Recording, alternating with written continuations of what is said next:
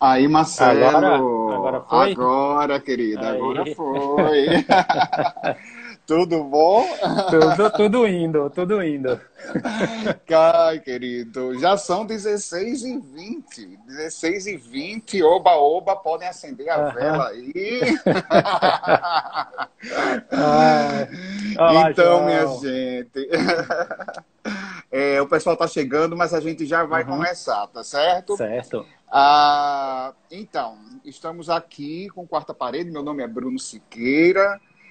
Quarta Parede, revista digital, multimídia.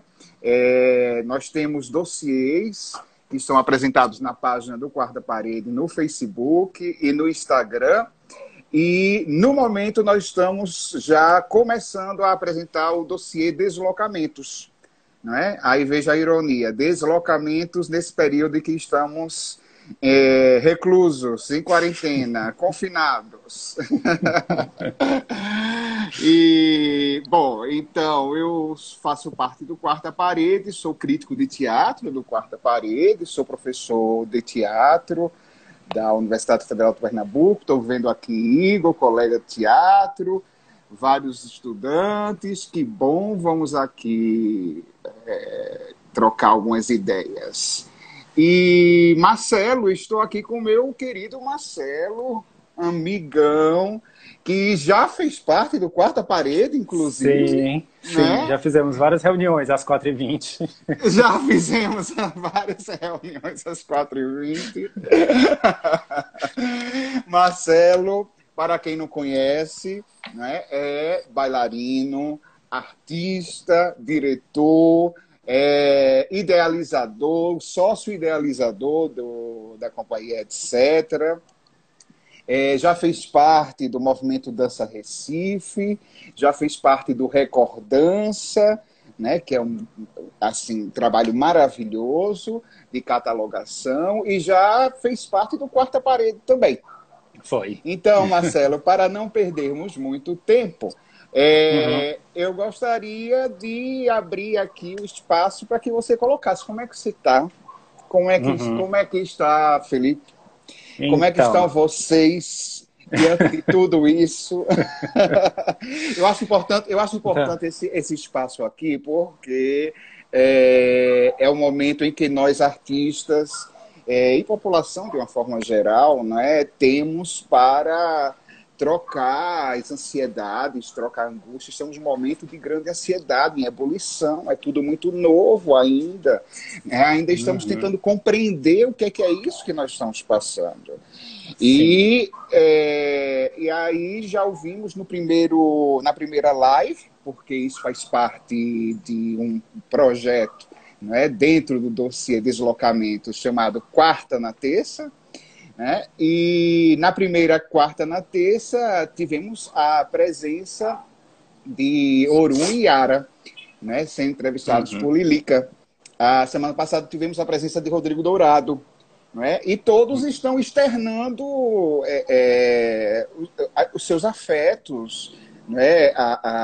As suas ansiedades, né? O que é que eles estão buscando nesse momento. E agora temos mais um artista que é você, né? uhum. Então, como é que está sendo aí tudo, meu amigo? Então, Bruninho, tem sido uma loucura, porque primeiro que foi, a gente não sabia da noção de tudo isso, como seria, né?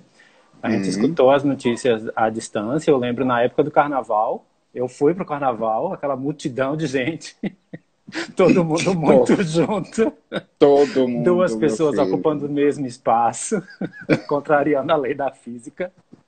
E pouco tempo depois, essa história foi ficando mais intensa, intensa. Algumas pessoas que eu conheço que estão morando na Europa começaram a me mandar mensagens, ou diretamente ou até indiretamente, e Uhum. dizendo que não era só uma gripezinha, né? E aí Hum. foi quando a gente começou a ficar na dúvida se a gente achava que as pessoas estavam apenas entrando em pânico, né? E assim, aqui em Pernambuco eu acho que tem uma tendência muito grande de criar pânico sobre várias coisas, né? As tapacurás da vida.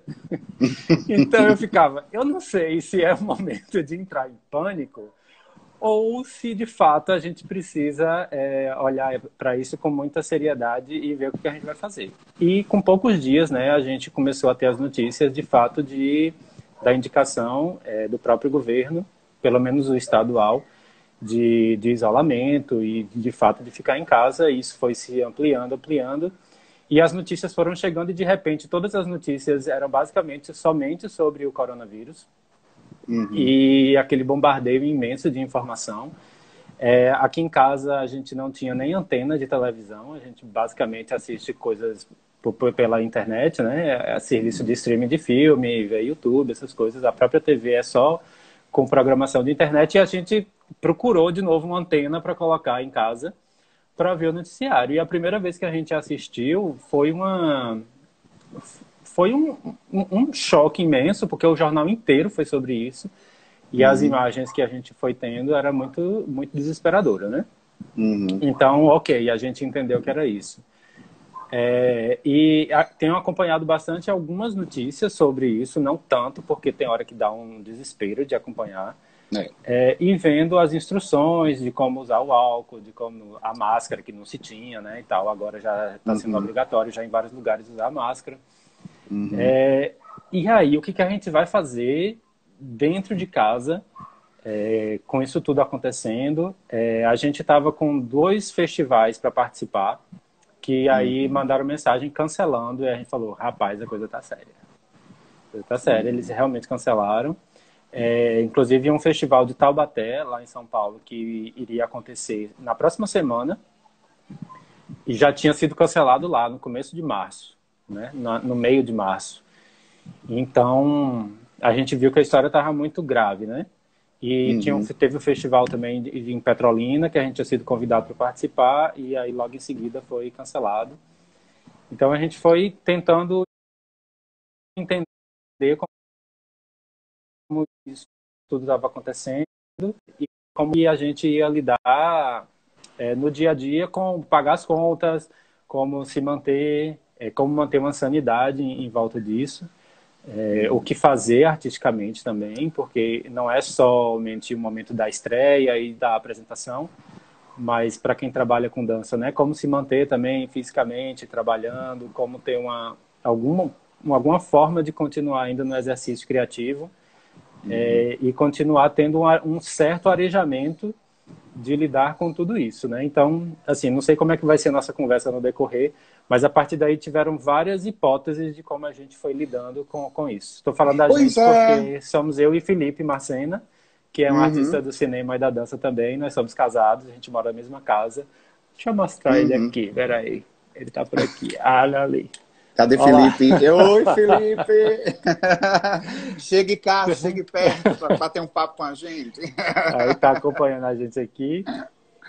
E a gente foi conversando, muitas conversas, assim, entramos em vários momentos, assim, de crises que tem a ver não somente com estar confinado dentro de casa, o que a gente vai fazer, como é que vai ser daqui para frente, mas também outras crises que já estavam lá atrás, instauradas, sabe?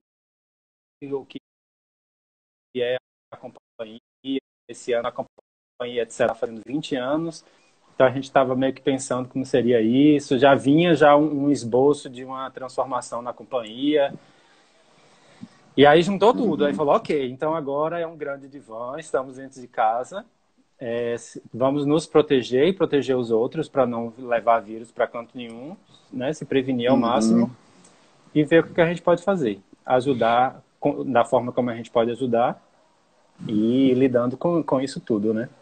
Há uma série de projetos, né, provavelmente, que você já vinha dando conta e teve que suspender por conta desse momento, né? E aí, como é que vocês estão pensando, né? Que hipóteses são essas aí, né? Que pensamentos são esses com relação ao que vocês podem oferecer enquanto artistas, né? Até para sobreviver, né, existencialmente, porque a gente precisa disso, né? E também sobreviver economicamente, né? Então, vocês começaram a pensar em algumas alternativas para tentar superar essa crise? Então, falando bem objetivamente, ainda não. Hum, O susto ainda está bem grande, a gente não sabe ainda como fazer. A gente sabe que, enfim, programas de governo vão ser importantes para vários tipos de artistas, dos que trabalham talvez de uma forma mais ampla, para um público mais geral, como os artistas que trabalham com um público mais específico. Mas, assim, especificamente o que a gente vai fazer está sendo difícil. Tem algumas ferramentas que a gente já vinha com vontade de fazer, que é disponibilizar algumas coisas na internet e cobrar algum valor simbólico ou uma doação espontânea, né, a partir de serviços como o PicPay, tem um Linktree, tem formas de você colocar vídeos no Vimeo e você paga para ter acesso ao vídeo. E uhum, como a Companhia Etc. tem uma produção de vídeo muito grande, há muitos anos já, então, para a gente, isso era uma porta, né? Como distribuir esses vídeos, que de fato é onde a gente mais é assistido, né? Mesmo que a gente entre em alguns festivais de videodança, né? Com a produção mais geral, assim, de cinema, de curta, né? Principalmente com a produção de Felipe. Isso aí tem um outro escoamento com os festivais de cinema, mas isso ainda é um público restrito e muitos desses festivais não são pagos, né? Assim, não paga a produção que tá levando uhum. seus vídeos. Assim, de festival de videodança mesmo, eu só participei de um festival, que foi um festival em Brasília, que é o Cult Dance, que é o único que pagou já alguma coisa. E em outros momentos, um festival de dança que coloca programação, que tem uma parte de videodança que se paga algum cachê pela exibição do vídeo, né? Então, no geral, a gente não recebe mesmo alguma remuneração por essa parte de vídeo. É bem difícil. Geralmente é um incentivo que a gente tem para produção, para realização, para uma pesquisa, e assim vai. Uhum. Agora, da parte da atuação ao vivo, né, da apresentação mesmo, dos espetáculos, a gente ainda não sabe como vai fazer e tem uma crise muito mais profunda, que é como é que a gente vai apresentar. A gente trabalha com Sim. aglomeração e os espetáculos, etc., ainda tem uma especificidade, pelo menos os mais recentes, a gente está muito próximo das pessoas. Um espetáculo que a gente Uhum. estreou em 2015, que se chama Os Superficiais, ele é apresentado em praça pública e as pessoas são várias que estão na praça e elas precisam ficar um pouco próximas para poder ver o espetáculo, né? Não pode ficar tão distante. Uhum. O outro mais recente que a gente tem, que é Tandan, ele foi pensado para ser para criança cega e ele é Uhum. feito de uma em uma. Cada sessão recebe uma criança. Essa criança entra numa sala com a gente, somos 4 pessoas, sou eu, Felipe Macena, Elis Costa e Yara Campos. Nós 4 recebemos essa criança e estamos em contato direto com ela. A gente tem contato físico com a criança tem contato físico com vários objetos que estão dentro da sala. É Uhum. importante que tenha esse contato, porque parte da sensorialidade do espetáculo para criar essa sensação de dança e essa construção de um espetáculo de dança para uma pessoa cega, ela precisa ter o contato. E, Uhum. e a gente, inclusive, está com uma temporada que foi aprovada no Fucultura e a gente está adiando, né? Normalmente o Fucultura já adiou todos os projetos, mas a gente Uhum. não sabe nem quando é que a gente de fato vai poder pegar esse projeto e executar a temporada. Como é que a gente vai colocar essas crianças em situação de segurança, né? Principalmente porque Uhum. são as pessoas que são as principais, que são assintomáticas, né? Então a gente não vai saber Sim. se a criança está com algum sintoma ou não do coronavírus. E todos esses objetos dentro de cena que, assim, pelo que a gente já conversou até agora, vai ser difícil que a gente esterilize esse material todo de uma criança para outra. Então, assim, Uhum. por dia a gente faria uma apresentação para 20 crianças. Então, Uhum. seria 20 higienizações, ou 19, né? Se a última já, pelo menos no mesmo dia. Então, como é que a gente vai lidar com isso? E, pensando nas criações futuras, a gente ainda não sabe mesmo. Isso já vinha já de um processo anterior, de uma transformação que a própria companhia também foi chegando nesses 20 anos, né? É um ano Uhum. que ele já iria marcar bastante para a gente essa transformação da companhia, que dependendo aí de como você vai guiando as perguntas, eu posso entrar mais em detalhes sobre isso, mas Uhum. já vinha sendo essa transformação. Então, como forma mesmo de remuneração, de uma retribuição, a gente ainda não sabe. Tem Hoje a uma companhia está com proposta. quantas pessoas?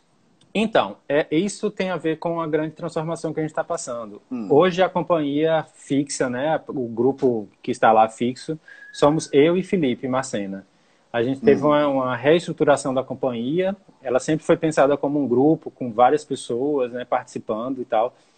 E isso foi sendo transformado e parte muito, muito, muito de uma necessidade minha de reelaborar o meu próprio modo de pensar a companhia, de estruturar a companhia, de como caminhar, encontrar outros modos mesmo de pensar o jeito de criar, o jeito de estar.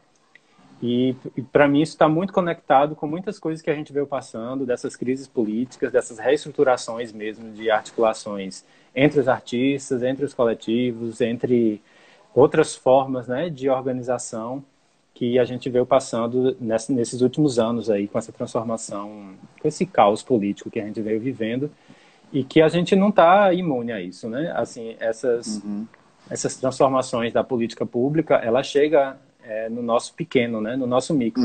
Ela chega dentro da nossa casa, ela chega dentro dos nossos grupos, das nossas formas de se articular, de estar presente no mundo. E acabou que chegou isso mesmo no nosso dia a dia, no nosso cotidiano. E como um acordo fomos conversando, encontrando o jeito, como cada um se sentia. E aí temos os espetáculos anteriores, né? Que ainda estão, entre aspas, em potencialidade de serem apresentados, né? Eles podem ser convidados e estamos lá para apresentar, que é esse elenco formado nesses últimos espetáculos por mim, por Felipe, por Yara Campos e Elis Costa. E temos as futuras criações que não sabemos como é que vai ser isso, né? A partir de outras pessoas que a gente convide, ou de parceria com outros coletivos, outros grupos, ou trabalhos mais individuais, trabalhos principalmente entre eu e Felipe, que além de sermos casados, a própria companhia também tem uma sede que é na nossa casa. Então temos uma sala de ensaio dentro de casa e que isso, de uma certa forma, deixa a gente ainda nessa possibilidade de continuar ensaiando, de fazer aula, de criar, elaborar alguma coisa, né? Sim, sim. E hoje você, Felipe, e vocês estão também com um aniversário da companhia, não é? Sim. Em novembro a gente completa 20 anos.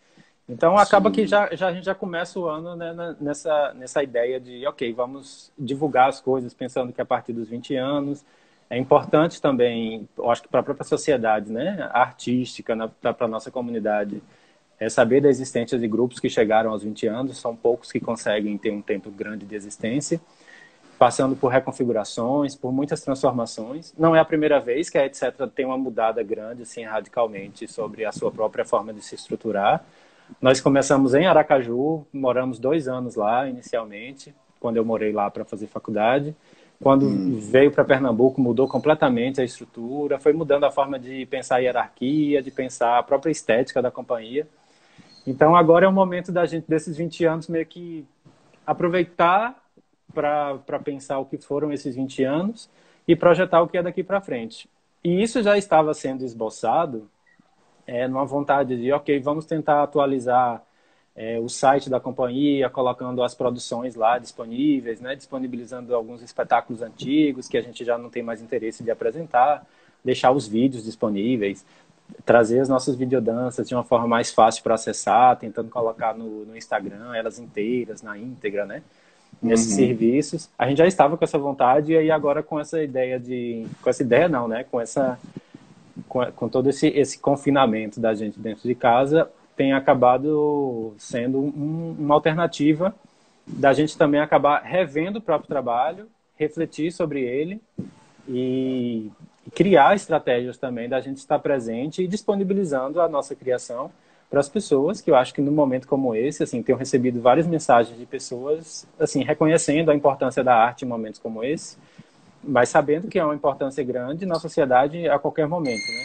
Mas como a arte pode ser enfim, pode ser tanto uma fuga das pressões que a gente vive, mas também pode ser uma forma de você encarar o que você está vivendo, né? Tentando refletir, rever, repensar a sua realidade a partir da arte e também reinventar uma realidade, né? Eu acho que há várias formas de criar artisticamente que também nos criam uma perspectiva diferente de estar no mundo, de encarar a própria vida, encarar a sociedade, né? Esse é o maior desafio hoje, né? Ou seja, nessa quarentena, nesse confinamento, como se criar arte. E aí, por exemplo, nós estamos vendo a disponibilidade de inúmeros vídeos de espetáculos, espetáculos de teatro, espetáculos de dança, enfim. Isso tem Sim. gerado a maior discussão. Ah, Né? Então, os mais ortodoxos vão dizer, mas isso não é teatro, mas isso não é dança, porque teatro e dança dança ao corresponde ao vivo, vá ver. encontro. Já tem um slogan, né? Roubado, roubado, né? E tem outros que estão tentando ver, tentando interpretar isso, tentando dar um significado a isso, a essa Uhum. novidade, não é? Aí eu queria saber para você, Marcelo, isso é uma questão, isso é um problema, essa questão de arte, não é arte, é dança, não é dança, em vídeo, Uhum. enfim, eu queria saber tua opinião, que tem sido uma pergunta Aham. que, né, vem passando pelas lives e, de uma forma geral, pelos artistas. Uhum. Olha, é uma questão enquanto um jeito de pensar como transformar a dança para o vídeo. Eu acho que aí, Uhum, para mim, é uma questão.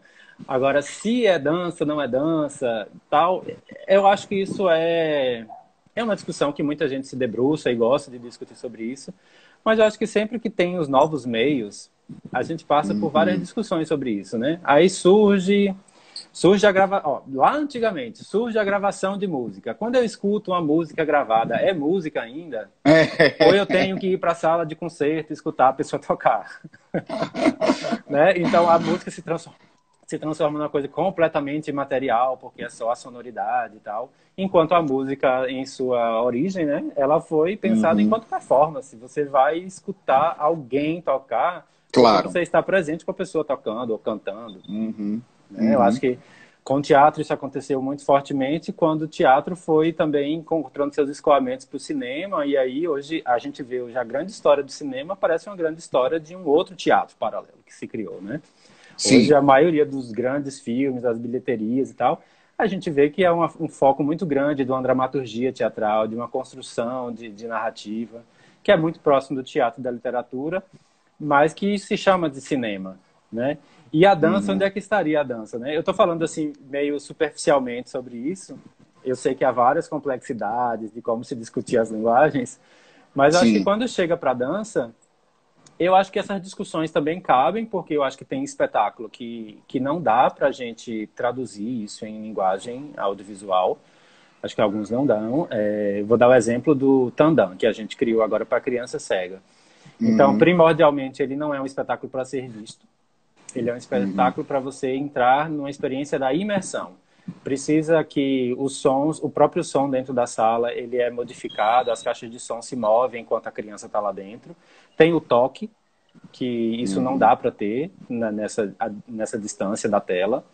E ainda tem cheiro, e aí você tem a própria presença física da pessoa, né, com a temperatura, com, enfim, a espacialidade. A pessoa precisa se mover lá dentro.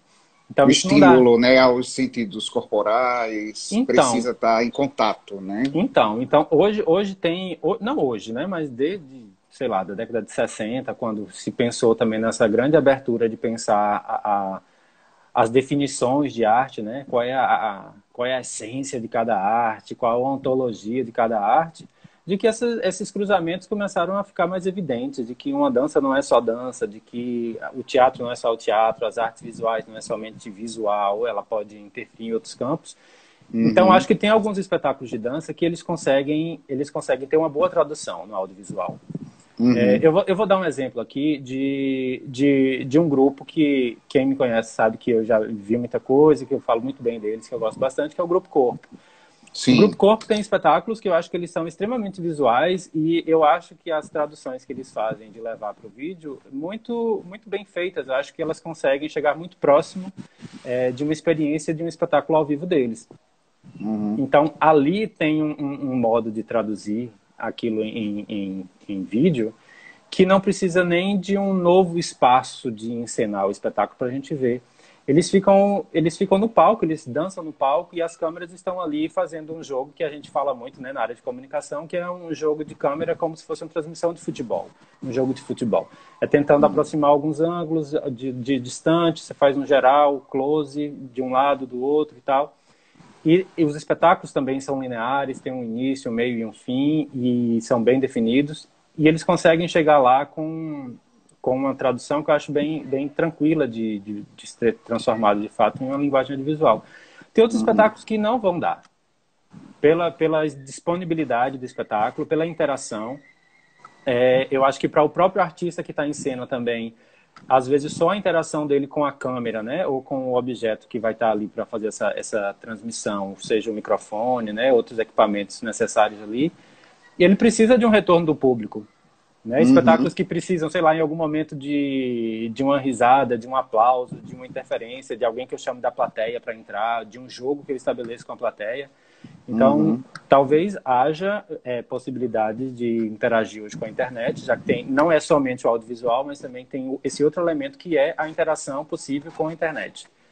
Então, assim, eu nem entro muito nessa discussão, Bruno, dos mais tradicionais, dos mais, né, atuais, mais contemporâneos. Eu acho que cada obra ela pode pedir coisas diferentes, porque às vezes tem alguém criando algo muito atual, muito agora mesmo, inclusive talvez agora no momento mesmo dessa pandemia toda, mas que ele segue moldes convencionais, tradicionais, e que nem por isso eles deixam de ter o seu grande valor enquanto criação artística, né? Então acho sim que dá para ter. E tem muita coisa, né, disponível, né? Muita coisa, realmente. Muita coisa, gente, muita coisa. Eu fico também pensando sobre isso. Não tenho conclusões, né? Ninguém tem conclusões ainda. A gente está vivendo, a gente está passando por isso ainda. Tirar conclusões agora é como tirar o pão do forno antes que ele asse. Né? Então, mas, em princípio, eu acho um pouco inócua, sabe? Essa discussão, um pouco vazia, assim. Não é bem o cerne da questão. Né? É teatro, não é teatro. Né? É cinema, não é cinema. É música, não é música, etc. Claro que o teatro, desde tempos remotos, né, vai significar encontro, enfim, mas faz parte do artista esse desafio na criação, né? Ou seja, diante das questões postas, como criar a partir disso? Sim, né? tem até um comentário, tem um comentário aqui de João que ele está falando aqui, né? Sair um pouco do isso ou aquilo e ser várias linguagens ao mesmo tempo. Isso, exato. E falando um pouco do processo que eu acabo instaurando assim na companhia, etc., a gente já tem um pouco disso meio que no DNA, assim, até o próprio nome, quando a gente definiu que seria o nome companhia, etc., tirou o nome dança, companhia, não é companhia de dança, não sei, é companhia, etc., para também deixar isso um pouco mais livre de respirar, assim. Tem gente que pode achar que o espetáculo Tandã não é dança porque não é visto. Então, tem outras possibilidades. A gente já fez um espetáculo que a gente chamava de instalação coreográfica. Foi um espetáculo dirigido por José W. Júnior e que era uma instalação onde a gente, dentro de um espaço vazio, a gente ficava lá e as pessoas iam entrando e aos poucos elas iam descobrindo o que estava acontecendo, viu, né? E depois tinha uma interação com as lanternas, a iluminação dependia também das pessoas direcionarem a lanterna para onde iriam ver. Então, poderia estar muito no campo das artes visuais, né, dessa instalação, mas também não deixa de estar nesse campo que a gente vai investigando da dança, né? Que é de onde a gente partiu a criação do espetáculo. Então, essas interseções, elas enriquecem muito, né, os processos. Eu só acho importante, isso que eu acho legal dessa discussão, eu só acho importante que a gente não comece a hierarquizar se é mais interessante que passe tudo para o audiovisual. Isso. Ou se olha, para de colocar as coisas na internet e manda o povo para o teatro. Porque até tem lugar que não tem teatro, tem lugar que a produção não circula, então não é somente uma questão de pandemia. É um problema sério de política pública que a gente tem, é um problema de circulação, é um problema de limitação física também. Sendo uma arte viva, sendo uma arte que precisa da presença, a gente não pode estar em todos os lugares ao mesmo tempo, por mais que tenham as grandes companhias como com vários convites e várias temporadas, não dá para estar em todo lugar. Então, às vezes, essas ferramentas, elas não são o espetáculo em si, mas são os vestígios do espetáculo. É uma forma de você, de uma certa forma, ter acesso àquilo, né? É como eu ler a biografia de alguém. Eu não conhecia a pessoa, não conversei com a pessoa, mas com a biografia eu sei um pouco sobre ela, né? Isso, perfeito, perfeito. E aí, Lorena até está colocando aqui, me interessa muito mais discutir, né, essa presença, né, já que o teatro apresenta, a dança apresenta aqui, então, diante dessa situação, diante do teatro filmado, diante da dança filmada, como é que a gente pode refletir, discutir sobre a presença? Né? Ou a presença ela tem que ser necessariamente o corpo a corpo, sentir o cheiro do outro, tocar no outro, lamber o outro e assim por diante, né? Então, isso aí é uma questão importante, eu acho que é uma questão relevante. E como você diz, é uma questão que não está concentrada apenas nesse momento presente. Né? Ou seja, é uma questão que a gente deve pensar para outros momentos.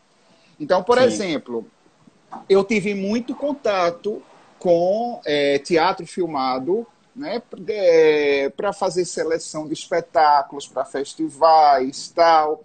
Aquele formato de divulgação não é legal.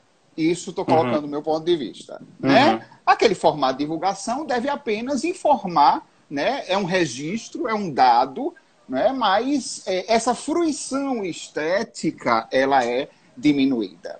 Né? Então você começa essa discussão falando como a gente deve pensar nessa transposição do teatro para o vídeo. Não é simplesmente deixar a câmera parada, né? e deixar a peça acontecer. Como é que a gente pode pensar isso? Então, por exemplo, eu estou até vendo aqui a pergunta de Clarinha, né? Não tem necessariamente, porém, como negar, não ter essa forma de impulso artístico. Eu sou, sim, um artista que crio a partir da interação e isso tem sido uma questão, para mim, difícil. É uma questão difícil para todos, né, Marcelo? Clarinha, realmente estamos irmanados aí.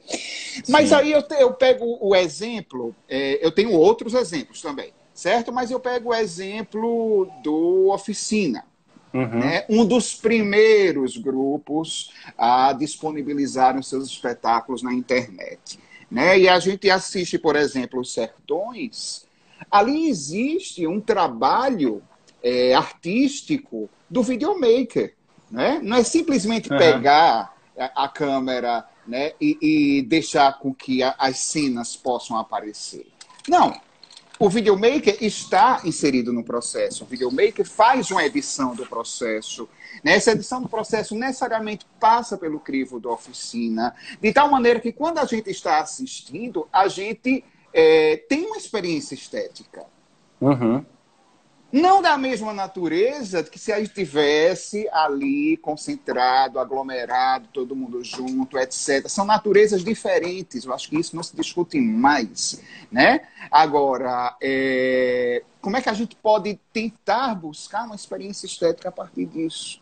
Né? A gente tem a nossa produção de videodança, ela parte muito disso, assim, como trazer elementos corporais, físicos, que aí a gente brinca muito com essa relação da sinestesia, né? Como eu transformar algo que é somente visual e sonoro em sensações táteis, em sensações de movimento, transformar a crueza, às vezes, da imagem do som, né? Do audiovisual, em potencialidades poéticas de provocar outras sensações na pessoa.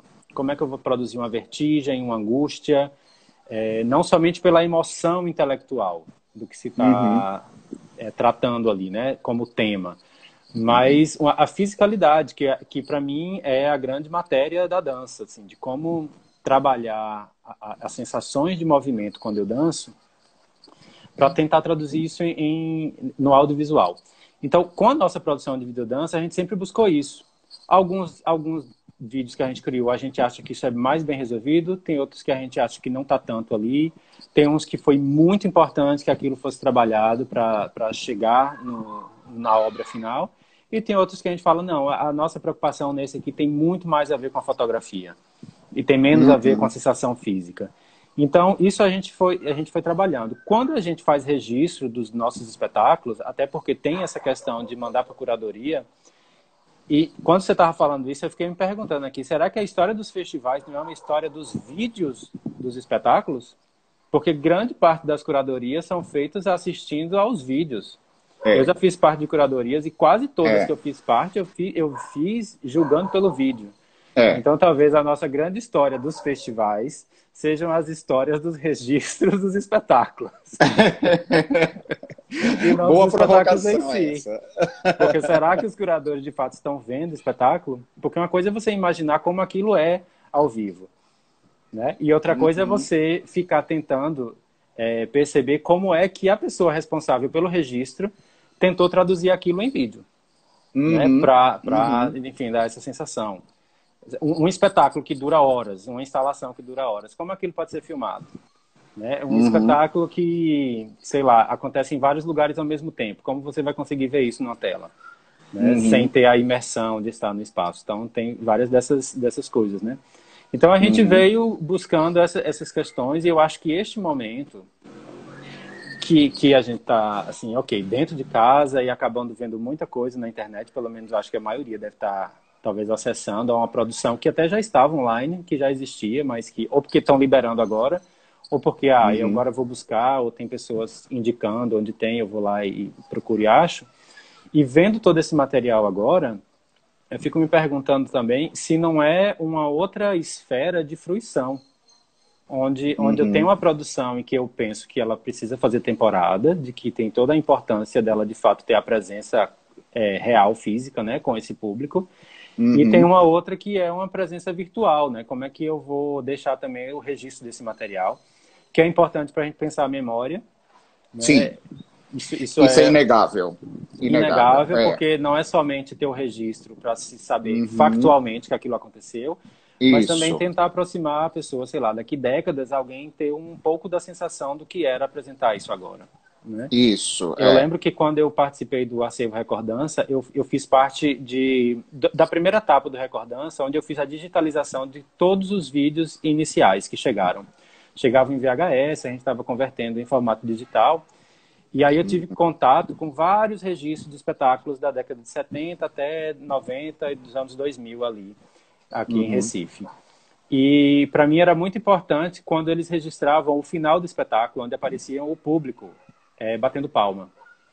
Porque às vezes eu assistia todo o espetáculo, o registro, né, ali, e eu não sabia como é que ele estava chegando. E tinha várias pessoas que assim que acabava o espetáculo, né, ou fechava a cortina, ou se fosse em outro espaço, cortava a gravação, eu não tinha o retorno. Quando eu tenho o aplauso, quando eu tenho o feedback de quem está presente sobre aquilo era uma informação muito importante para mim, para entender também um pouco daquele espetáculo. Não só pelo contexto, mas também talvez de alguma sensação que eu, pelo vídeo, não estava tendo e que o público dava um certo retorno. Né? Então, a forma de registrar, às vezes coisas simples como essa, né? O que eu escolho deixar na edição ou não, o que tirar, se eu vou filmar de perto ou não, tem coisas que precisam ser de perto.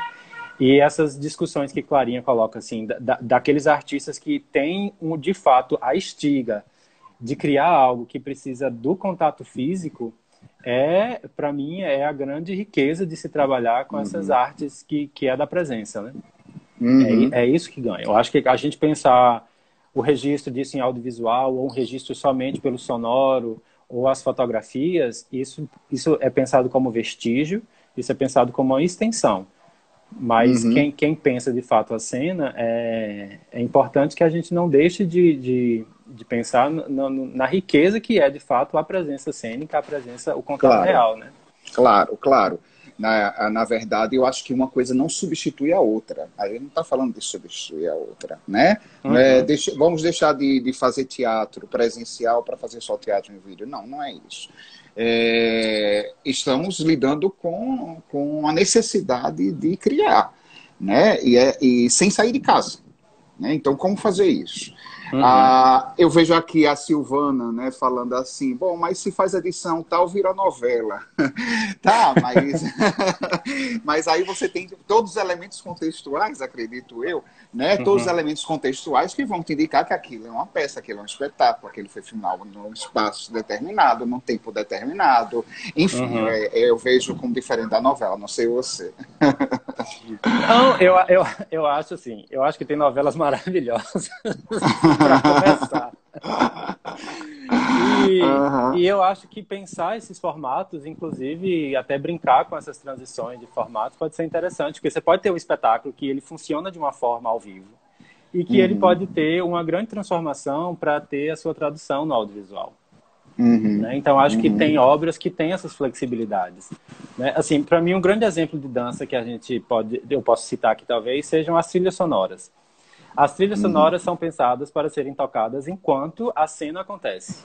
Só que tem trilhas sonoras que fazem super sucesso fora da cena. Assim, Sim, elas são vendidas, são vendidos os discos, enfim, tem vários que estão no streaming, as músicas, né? Aquela música Maria Maria mesmo, de Milton Nascimento, foi criado para um espetáculo. E aí depois tem uma uhum. vida fora. Tem várias músicas do Grande Circo, o Circo Místico, eu acho que é do, né? Isso, do Então, Chico aquelas Buarque do músicas Lobo. pois é, e elas foram para outro lugar. É. Então, tem esses desdobramentos, assim, acho que a gente pode enriquecer essas coisas todas. Mas eu queria falar de uma coisa que eu acho importante dessa história das lives, é como Aham, a transmissão ao vivo puxa muito as pessoas também. Para mim, aham. essa história das lives, assim, esse sucesso das lives, tem muito a ver de você estar conectado com outras pessoas que estão assistindo a live. Sim. Eu estava aqui na semana passada, nessa live, só escutando, estava com o Rodrigo, né? E aí eu estava É. vendo as pessoas aqui interagindo também no bate-papo. Então é um momento também Isso. de encontro. Esse é o momento de Virtualmente é para a gente encontro. encontro. Não É, somos só nós dois, exato. né? Tem Foi até aqui. Galeana que estava falando assim, eu só vejo isso em Recife. Aham. E eu As tava assim, meu pessoas, Deus, vai né, ser uma como... greia na minha entrevista também, que a galera começa aqui a falar de tudo. E eu estava vendo aqui algumas questões postas pelos Uhum. nossos ouvintes. Então, Pedro Vilela diz assim, com relação à questão dos vídeos nos festivais, né? É, mas, Essa é a mas live isso são mais as ativa cura... do teatro brasileiro. O slogan. Pedro Vilela, mas isso não são as curadorias velhas que exigem essa imagem panorâmica para não serem enganadas, né? Isso são Uhum. as curadorias velhas para serem enganadas. O que eu Aí digo ele é o até seguinte, a gente está sempre sendo enganado. exato. Como se ao ver um vídeo não existisse a consciência de que existe uma mídia mediadora. É o que você estava falando aí, né? Os meios de comunicação de massa sempre foram uma questão para os artistas intelectuais, né? É arte ou não é arte e tal. Walter Benjamin já falava sobre isso. Uhum. A, a Adriana coloca, por mim tem sido difícil criar experiências estéticas, tanto na dança quanto no teatro agora com essa pandemia, através de vídeos com distanciamento. Como vocês Uhum. sugerem essas trocas? Eu acho que, de certa maneira, a gente está procurando responder isso, né, Marcelo? Uhum. Buscar realmente estratégias de forma que o vídeo não se torne mero instrumento de comunicação de massa, mas que ele esteja inserido também nessa produção estética, pelo menos enquanto alternativa, Uhum. não é? Ah, Marcelo, tá. Eu até vendo aqui o Ah. Pedro. Muito difícil, mas também é preciso pensar que é muito recente a presença de curadores articulando experiências de outras maneiras que não seja apenas de vitrine. Uhum. Eu acho que tem uma questão também financeira, né, de como também colocar os curadores para circular, principalmente quando você pensa em festivais de grande porte, ou que tem uma área de abrangência maior, né, que é Uhum, esse curador circular, ou então que você tem uma forma de articular pessoas da curadoria que estejam presentes em vários lugares, né. Eu acho uhum, que um exemplo que a gente teve até agora muito forte é do palco giratório, onde as pessoas de fato precisam assistir os espetáculos para selecionar a programação. Uhum. E algum outro festival, mas no geral é muita parte de vídeo, né? Tem uma questão Uhum. econômica aí que a gente acaba cedendo. E para mim é um momento importante da gente pensar como é que a gente lida com a economia pensando com a arte, pensando na arte, enquanto eu faço Uhum. arte. O que é que a economia me limita e como a gente pode aproveitar esse tempo de exceção para ver o que de fato a gente gostaria que fosse. Como a gente reinventar o modo de continuar criando. Eu acho Uhum. que tem várias possibilidades da gente começar a discutir outros parâmetros do que a gente faz, tentando se liberar um pouco dessas limitações da economia. Não podemos nos liberar completamente, porque ainda estamos nesse sistema, que, por mais que esteja ruindo, eu, particularmente, não tenho a esperança que depois da pandemia a gente fala, ok, mudamos o nosso sistema, o capitalismo mudou, vai ser de outro jeito. Eu, Uhum. Uhum. particularmente, não estou com essa esperança. Eu acho que Eu também ele não. é muito cruel e ele abraça É. tudo, assim como a gente vê as grandes marcas apoiando todas as lives aí, as grandes lives. Já Eu está acho que capitalizando isso, né? vai Já está chegar em todo cooptando. canto. É, Uhum. é. O Temos capitalismo 10 é minutos, João aqui já perverso. criando. Já Temos 10 minutos. Então, tá. só uma última pergunta, Marcelo. Você fez parte do movimento Dança Recife, né? Uhum. Então, você tem se articulado com o pessoal para pensar em conjunto nessa crise, nessas questões que nós estamos colocando aqui? Porque Uhum. eu acho que o movimento Dança de Recife teve uma contribuição excepcional, né, inclusive para a implantação do curso de dança da UFPE, Uhum. essa luta política que vocês têm constantemente nas câmaras estadual, municipal, enfim. E aí eu queria saber se você mantém contato com a galera. Uhum. Então, esse para mim, isso é um assunto muito delicado e ao mesmo tempo muito necessário de se conversar. Assim, há alguns anos, desde que começou todo, enfim, com o golpe ali de Temer, de toda essa articulação, do jeito que foi, Uhum, acho que a gente teve uma desarticulação muito forte nacionalmente, em que a uhum, gente viu muitos dos nossos esforços serem assim colocados para trás de uma forma muito violenta e muito rápida. Eu acho que a gente caiu muito rápido numa ladeira abaixo, super difícil de como lidar com esse outro jeito de lidar com a própria política do jeito que ela está ficando, né? Assim, o uhum, nível de violência que a gente recebe das declarações, dos depoimentos do nosso presidente é um uhum, negócio que para mim, aquilo ali, ele só esboça como é que tem sido essa outra política que tá vindo.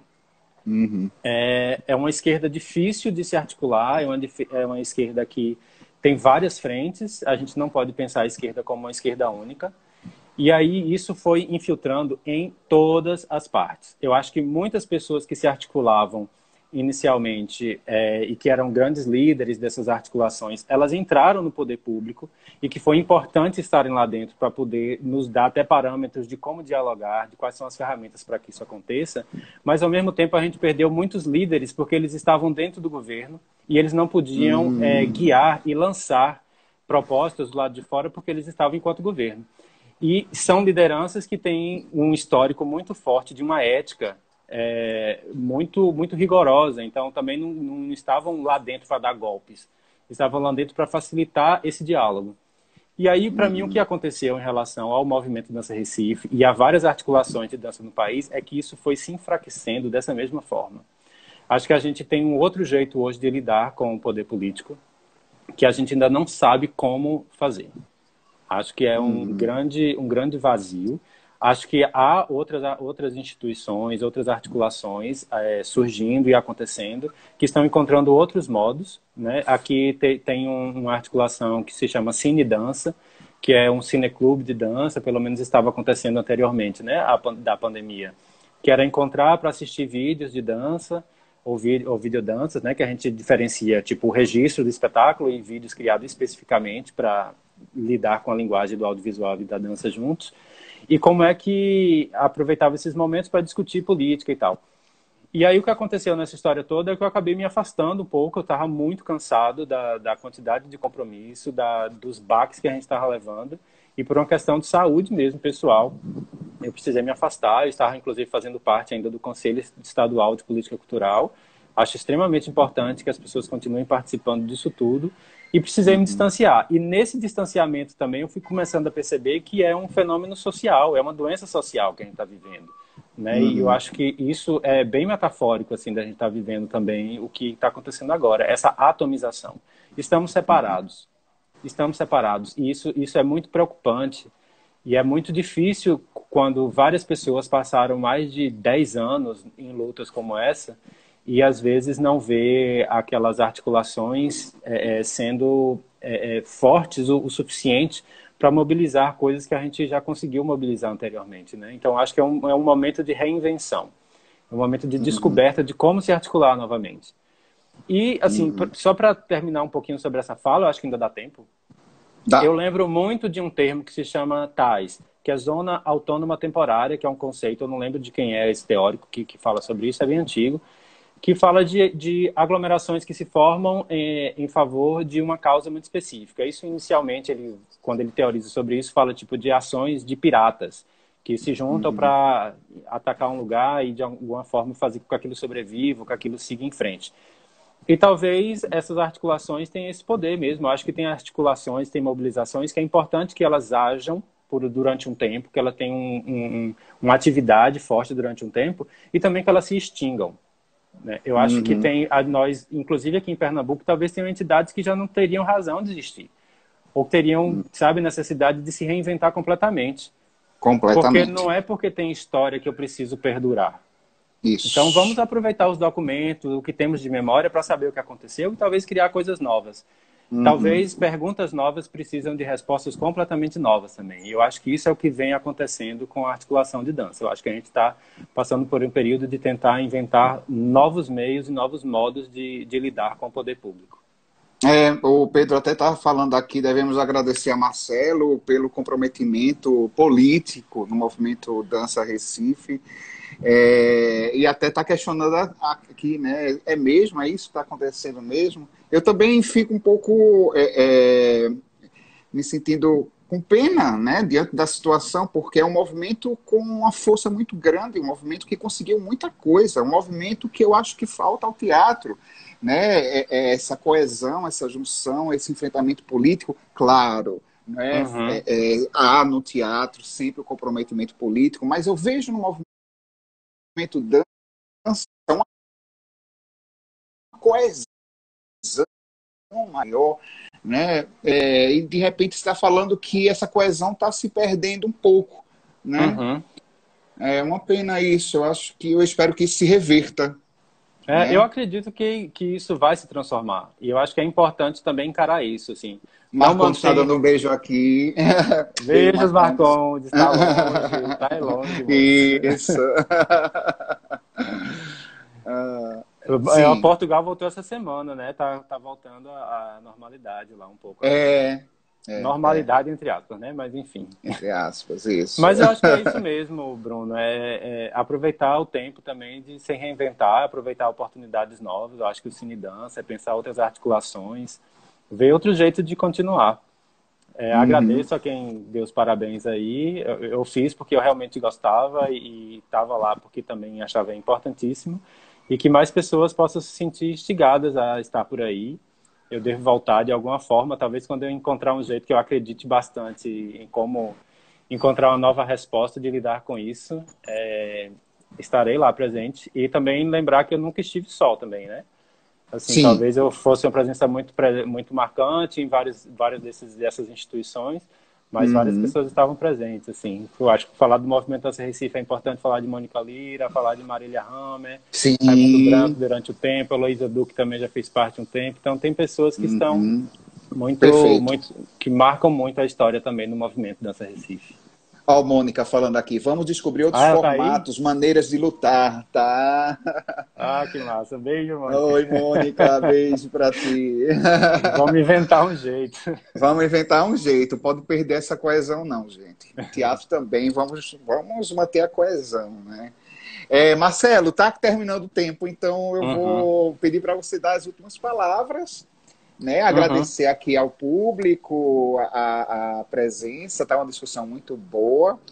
E pedir as últimas palavras a você. O que é que você Uhum. tem a dizer para nós, quanto Rapaz, eu acho que, olha, despedida? o que eu tenho para dizer é, gente, calma. Eu acho que a gente pode aproveitar, quem tem as condições de estar em quarentena, de se cuidar, de estar em casa, criar se der, fazer alguma coisa se der, mas também não se atolem não, porque tem muita coisa disponível e muita coisa já estava disponível, então não entra no desespero de ter que assistir tudo e ver tudo, porque tem muita coisa na internet, e tem inclusive coisas muito É, interessantes que não estão em lives, que não estão tão à primeira vista e que é importante a gente dar uma olhada com mais cuidado assim para a internet, para a gente aproveitar esse tempo dentro de casa e essa oportunidade. E um beijo grande para todo mundo que de uma certa forma está aí segurando essa onda, cuidando dos seus familiares, seus amigos, contribuindo de alguma forma para isso tudo passar. olha, e essa live aqui tá bombando, viu? Todo mundo aqui parabenizando você. A conversa tá muito boa, né? Eu só tenho a agradecer, Marcelo. Só tenho a agradecer. Ah, Quando obrigado estávamos também. fazendo aqui, né, a pauta, eu disse, Marcelo tem que participar disso, não só porque é um querido, não só porque fez parte do Quarto Parede, mas sobretudo porque é uma pessoa que faz a dança, que pensa a dança, que luta pela dança, né, que faz política com a dança, então a sua presença era fundamental. Hum, Agradeço demais, tá? E obrigado, agradeço também ao obrigado. público. Obrigado, minha gente. E próxima terça continuamos com o projeto. Quarta na terça, tá bom? Tá lá, Quarta certo. parede, @4.parede. E acesse também o Facebook, Quarta Parede. Tá ok? Tá ok. Olha, deixa eu Beijo. só falar uma coisa rapidinho. Quem for me Sim. seguir no Instagram, que essa pauta não entrou aqui. Quem for me seguir no Instagram não tem material meu lá. Eu estou de afastamento, de isolamento social do Instagram. Mas tem o perfil da companhia que tem as coisas por lá. Então, se a ETC, se quiserem conhecer um pouquinho aí do que eu Mas, faço. Marcelo, logo quando eu entro no Instagram, que eu resisti a entrar no Instagram, viu? Eu Você entrei no entrou, eu me Instagram. recusei. Eu entrei no Instagram porque Lorena abriu uma conta para mim. Tá bom, querido. Um beijo Beijo. grande, Gente, tá tá? cheio de familiar meu na live também. Beijo, minha mãe, minha tia, minha Então, irmã. Tá todo mundo, gente. que massa. Marcelo, então, para te encontrar os seus trabalhos, novamente, Cia ETC. CIA ETC. E tem o Ok. site, mas aí por lá é mais fácil. Tá todo mundo já no Instagram aí. Tá bom. Companhia, Tá bom? etc. CIA ETC. Aham. Tá bom, gente. Então, um beijo para vocês Beijo. e vamos que vamos. Força para todos Tá. nós. Estamos juntos. Tamo junto. Tchau, Tchau, tchau. querido.